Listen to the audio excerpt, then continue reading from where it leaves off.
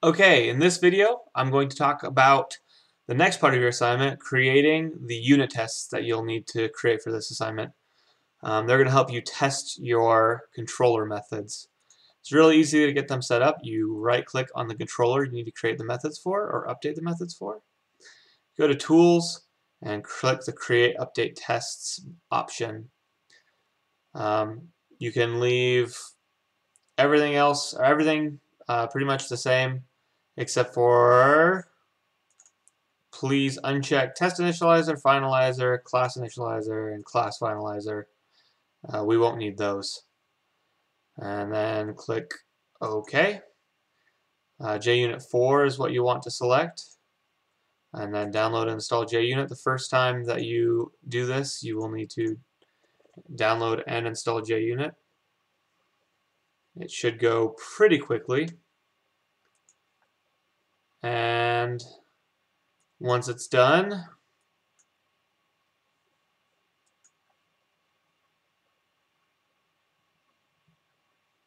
it will open up the test class that it created, and you can see that it's down here in the test packages instead of the source packages directory. With this test class, to run the tests, you right-click on it and click the test file option. It'll execute, and you can see we failed every test, which is fine. I haven't implemented them at all. So we'll be implementing them. This is a lot to ask, especially if you have a lot of controller methods.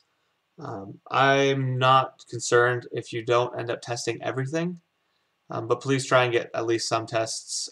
It'll help you a ton, especially with catching bugs. So I'll go through creating this test attack zombie method. Let's create a new player.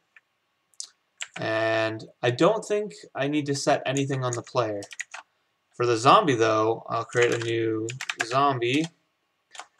And I should initialize the zombie's hit points. So I'm actually going to do that. I'm thinking later, or outside of the test case, in my constructor class for the zombie, I'll randomly initialize the hit points. But for the test, I want to make sure I know exactly how many hit points the zombie has. So I'll set it to 10. It creates a new battle controller instance. You have the expectant result and then the actual result. And in this case, I'm going to say, okay, I'm going to expect that, well, if I set the hit points to 100, I know the player's max damage is 10, so I can guarantee that the zombie will not be defeated. So I'll say the expected result is false, and then I'm going to have the player attack the zombie, and the result is going to be assigned to this result. And then these are the methods that tell your test method whether or not you match your expected result. So I'm going to say assert equals is saying these two things better be equal, the expected result and the result. And then I don't want to automatically fail this test case. So I'll save that. And now when I run the tests, one test passed out of the 3, and it was this one. Of course, I can try a whole bunch of different things. For instance, I can set the hit points of the zombie to 1, and then have the result get instance attack zombie from the player with the zombie, and then I can assert equals true. The zombie must be defeated in this case because he only has 1 hit point, and we at minimum do 1 hit point of damage. So if I run that again, and this is testing your edge cases, you'll be in any given test method, you'll be writing a couple different tests. I'm going to quickly comment these methods out and talk a little bit more in depth on what to do if you are consistently failing. So I'm going to write a bug into my code and then talk about how we would find that bug and how we would resolve it.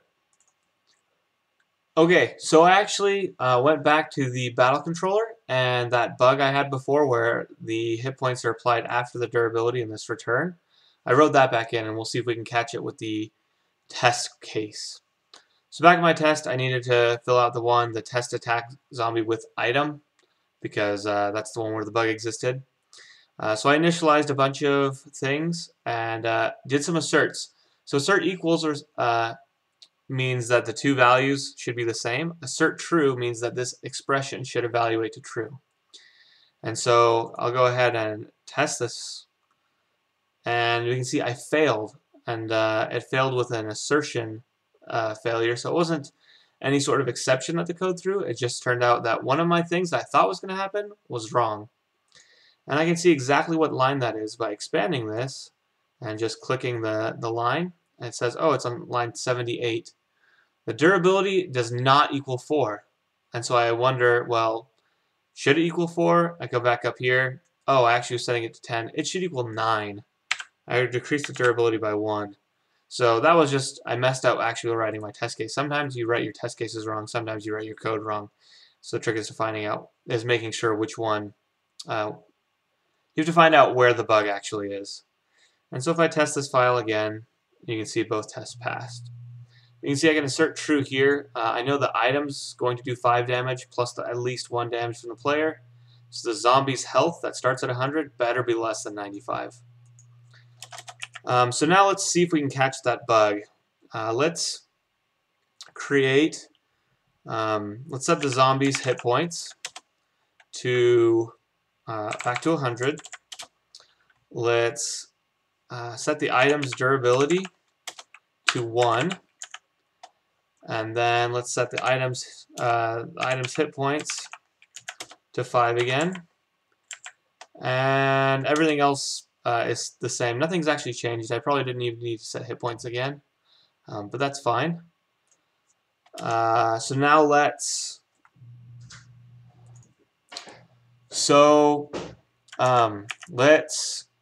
call attack zombie with item. And you know what? Let's assign that to result, and we can still have an expected result, and we still don't think we're going to defeat the zombie, so that's fine. Now let's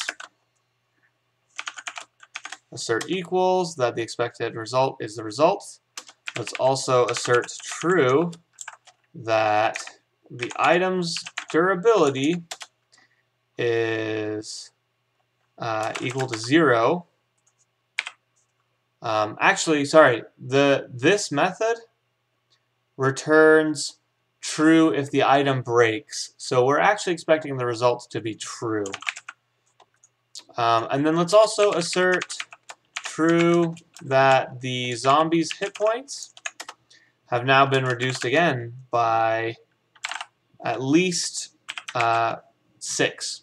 Because the 5 for the item plus the additional a minimum 1 of player damage.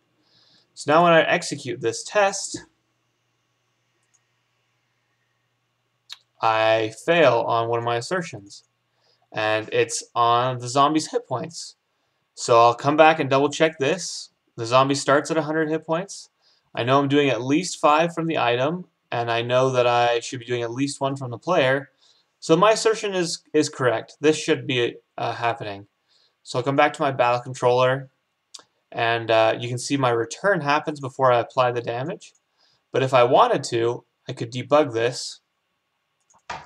And so to debug, first place a debug marker on the line you want to start debugging on. In this case, I'll just start at the beginning of the method. Then when instead of testing the file, you're going to click the debug file option. And you can see it takes you to this crazy looking view. It's not that complicated as long as you just stick to the things that you know. So I'll just take you through this really quickly. Here are your variables that are set right now in the application at the current step it's in. These are all the variables that are set. don't need to worry about this whole left side panel. It's just these two things you need to know. The green highlighted line is the one that you're on. And then these options up here are, you'll pretty much only use the step over and the continue option. So in this case, I'm going to step over and it's going to say, oh, the player damage was calculated at 11. This zombie, you can expand it and say, okay, he has 100 hit points. So I can, and then the item, this is, since the test case calls this method twice, this is the first time this is called. So you can see the item's durability is at 10 instead of 1. And so I expect this one to execute normally. So the durability was reduced to 9, and the zombie's hit points are going to be reduced by 11. And I can see that happen here. Hit points are 100. When I step, they go down to 89. And then I'm going to return false because the item didn't break. So I'm going to resume so that now this is the second time I call this. So it's going to calculate the player damage again. You can see that's set to 7 this time, just again a random number. The item's durability just got updated to 0, so I better enter this if statement, and it looks like that entered correctly, and oh, I'm going to return true here, and I never ran this line. So you can see the debugger can be useful. If you want more help on the debugger within NetBeans, feel free to Google it. I'll try and see if I can find a good resource for you as well.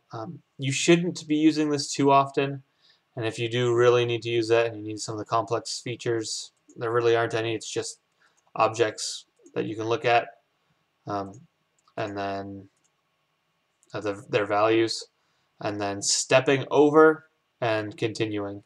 And so I'll continue here. I know where it failed, so I'm going to move this back up to where it should be. Save. I don't want to debug this time, so I'm just going to test it. And now both tests passed in my battle controller test.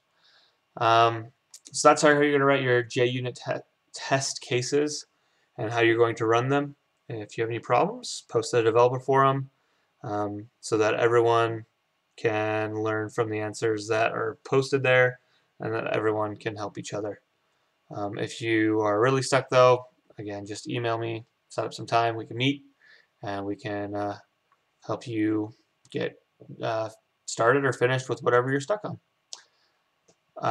So that's your assignment this week, is controller methods and test the JUnit tests for those methods. You don't need to test every method that's in a controller, but I'll look for hopefully several for the controllers, and I want the tests to be fairly comprehensive with a couple different things it's testing, and then try and write controller methods for every action that the player can take from every menu item, and hopefully that'll get you really close to finishing your project.